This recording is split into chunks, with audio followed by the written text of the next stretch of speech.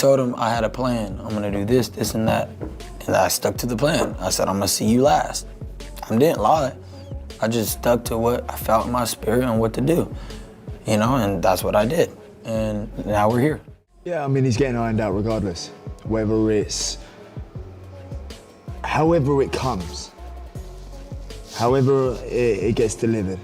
No, I just matured and I just don't like him. That's it. I'm gonna go after him, I'm gonna go get him. Simple. I'd have stomped on his head. I would have drop kicked him to his head.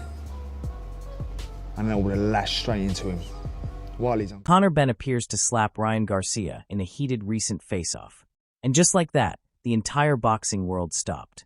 Not a punch, not a shove, a slap. And somehow that one single moment has become the most talked about thing in boxing right now. But hear us what nobody is really telling you.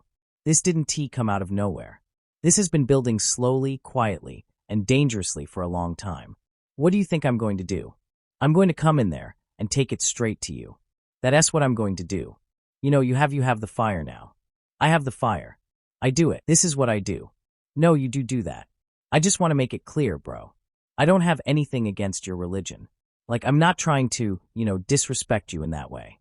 You have said in some interviews in the build-up that you think he is fake, that you say he says one thing to your face and does something different behind your back. What I meant by that is, like, I know we get friendly, but like I know what's underneath that. Like, we're ready to go get his ass. Like when they get that opportunity. So that's all I meant by that. Before a single word is even said, just look at Conor Benn. That jaw, those eyes, that posture. This is not a man doing a press conference. This is a man who is barely holding it together. And that raises the question everyone is now asking. What exactly happened in that room? What was said? And more importantly, who started it? Well, Ryan Garcia gave us his answer. And he did not hold back a single word. He said it himself. Something within told me, nah, he needed that. He needs to be humble because I've been wanting to slap him bad. Read that again. I've been wanting to slap him bad. This isn't fighter building hype for a pay-per-view. This is a man confessing to something deeply personal, something that has been sitting inside him for a very long time. It's like a guilty pleasure to be like, yes. 'Cause like you'd never want somebody to get slapped or punched, but some people really deserve it. 'Cause usually I would feel bad. And when I've seen the second one, and I was like, ooh, I kind of feel bad. But something within told me like, nah, he needed that. And Conor Benn heard every single word. His response was calm, controlled, and absolutely terrifying. He said, I would never raise my fist to someone. A little push, a little shove, no problem. But putting your hands on somebody is very different. And if I'd seen him now, it would have been a lot worse. If the security weren't there, I would have had my hands around his neck. I would never raise my fist to someone. Little pushing and shove, all right, a little tussle, no problem. Putting your hands on somebody is very different, and I've never done that in my career. But if I'd seen him now, it would have been a lot worse than that. If the security weren't there, and there weren't 5 men holding me back, I would have had my hands around his neck. But if Conor Benn thought that was the end of it, Ryan Garcia had one more thing to say, and it might honestly be the coldest thing said in this entire rivalry. He looked straight into the camera and said, if I wanted to, I could outbox you. I just don't want to do it. I just don't want to do it. That is not confidence. That is dismissal. That is a man saying, you are not even worth my full effort. And for Conor Benn, a fighter who has spent his entire career being told he doesn't belong at this level, there is no greater insult in the world than that. I do believe it. I feel like if I wanted to, I could outbox you. Like if I just move on my bike and beach, I could beat you like that. Please, I just don't want to do it. Please, not have fun of me. I'm too young, too fast, too strong, and I'm going in there with a pointed puller. If I look at myself, me at my prime, I'm here. The way that Conor trains is absolutely just another level. Completely different. Completely different. I've never seen anybody train like my son. Never. The dedication that he has got, the will to win, the motivation, it's all there. Even Eddie Hearn, a man who has seen absolutely everything this sport has to offer, is trying to make sense of where this rivalry has gone. He is pushing for honesty, for straight answers, for someone to just say what they mean. But in this fight, nobody is saying what they mean. They're saying what they feel. And what they feel is pure rage. Because this fight stopped being about boxing a long time ago, and now it is about pride, ego, and personal wounds. And those are always the most explosive ingredients in sport. But you can push me on quite like if I say something that you don't think makes sense. I think it would be good for you to go. Yeah, but hang on a minute. And then Ryan Garcia said something that made the entire room go silent. He said, I promise you I'm leaving him in a stretcher. This is not a boxing match. This is a fight. I'm coming to destroy his life. People have died in the ring, and I mean this. Now, fighters say wild things during build-ups. We all know that. But there is a very clear difference between trash talk and intent. And the way Ryan Garcia said those words with zero hesitation and zero theatrics, that was not a performance. That was a warning. If I look at myself, me at my prime, I'm here. The way that Conor trained is absolutely just another level. Completely different. Completely different. I've never seen anybody train like my son. Never. The dedication that he has got, the real twin.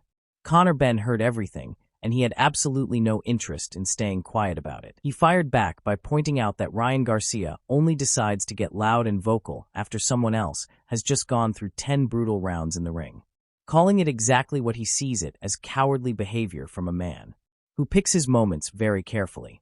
Going to cheat. We're going to hit him, though, 'cause he falls on the ground. You're going to be like, finish him. Fatality, he wanted me to go start going light, stop trying to hurt everybody and spawn. Nah, I am Eddie Hearn addressed the slap directly, and even he, the promoter whose entire job is to build and sell this fight, could not fully get behind what happened. He acknowledged that it certainly does its job in generating attention, but there was a visible discomfort in the way he spoke about it, making clear that crossing from verbal confrontation into physically going after someone at a press conference is a different territory entirely. Ryan Garcia, who you've been, chirping with for a while now, called you out, says he wants you next fighting in July. Of course he calls me out now. Of course he calls me out now. Where you been the past 2 years, right? Where you been? And that's some cowardly behavior. Of course he wants it. Oh, you want the smoke now? You want to be vocal now?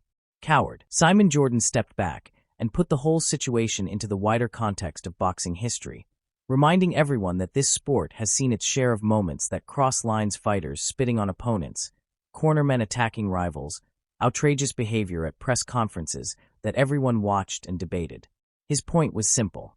If the sport called out those moments, it should be consistent enough to call this one out too. I think that Ryan Goy is a better boxer, but if they get to a fight, which it might happen, I would pick him. I would pick not as not skilled.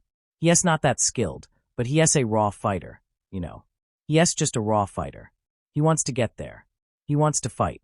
So if they get to that, if they get to that fight, you think he'd be better? Conor Benn, obviously, was made about the weight train. You think he'd be better at 47 or going up to 54 to try and make that fight?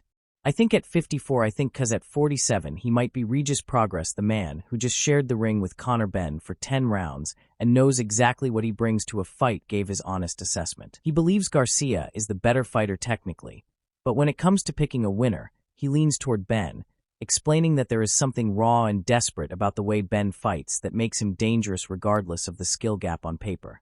My wife was there and he just pressed up on me, grabbed me. Wow. Yeah. So, it's a little personal. So, we'll be ready to go get him. Trust me. Well, how Eddie Hearn, speaking with complete honesty rather than promotional spin, made his personal view very clear.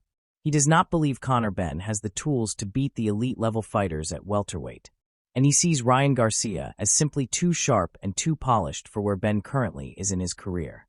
Coming from the man who is actually in Benn's corner, that is not just a bold statement. It is the kind of brutal honesty that either breaks a fighter or lights an unstoppable fire inside them. I just feel like Ryan is just too sharp. And I think there is a difference in levels between a Ryan Garcia and a Regis Pro right now. You know what I mean? And I think Adrian Broner was asked the question and did not need